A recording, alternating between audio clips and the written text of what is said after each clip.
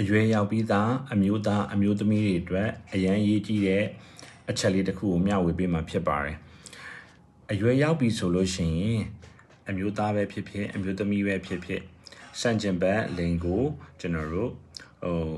စိတ်ဝင်စားကြတယ်ဒီအတွက်ကြောင့်မို့လို့လူငယ်တွေရဲ့တဘာဝအရာစံတက်တာတွေ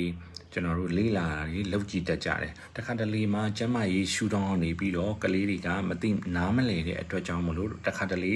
ကျွန်တော်တို့အပျော်ပါလုံးမိတာမျိုးဖြစ်စေကျွန်တော်တို့လက်တက်ဆန်းပြီးတော့စမ်းသပ်မှုတွေပြုလုပ်တဲ့အခါမှာကလေးတွေကမဖြစ်သင့်တာတွေဖြစ်ပြီးတော့အန်နီရဲတွေကြုံတတ်တဲ့အတွက်ကြောင့်မလို့ဒီဗီဒီယိုကိုမျှဝေပေးတာဖြစ်ပါတယ်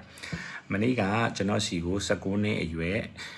ဒီကျောင်းသားလူငယ်လေးတယောက်ရောက်ခဲ့တယ်လာပြတဲ့ချိန်မှာကလေးအနေနဲ့ကသူကဒီကနေ့မနက်မှာသူမနေ့ကပြတဲ့မနက်ခင်းပိုင်းမှာသူအရန်ကိုဒီပျော်ရွှင်စရာအကြောင်းအရာတစ်ခုရှိတဲ့အတွက်ကြောင့်မလို့တငယ်ချင်းတွေနဲ့အပြင်ကိုသွားရင်မတက်သူတို့ဒီပျော်တဲ့အနေနဲ့အထိတ်မှန်အနေနဲ့သူတို့ပျော်ကြတယ်ဆိုပြီးတော့ကျွန်တော်တို့လမ်းဘေးကအပျော်မဲကလေးမလေးတယောက်နဲ့သူ့အနေနဲ့ကျွန်တော်ပျော်ပါမှုတစ်ခုကိုသူကကျူးလွန်ခဲ့တယ်ပေါ့နော်ဒီအချိန်မှာကလေးက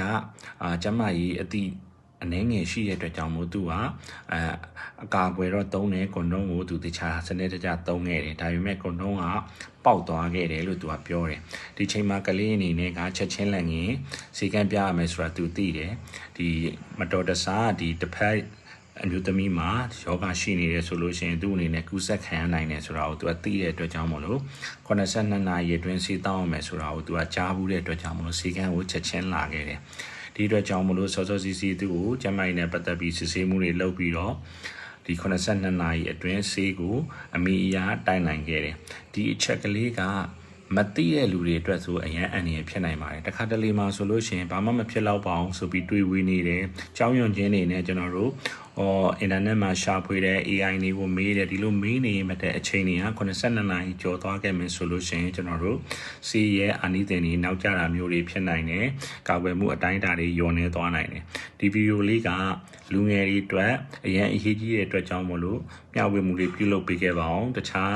ဒီအကြောင်းအရာကိုမသိသေးတဲ့ကလေးငယ်တွေဒီဗီဒီယိုကိုကြည့်မယ်ဆိုလို့ရှိရင်သူတို့အနေနဲ့ကျမရဲ့ဘုသူတာတစ်ခုရကောင်းရနိုင်ပါတယ်မင်္ဂလာရှိသောနေ့လေးဖြစ်ပါစေ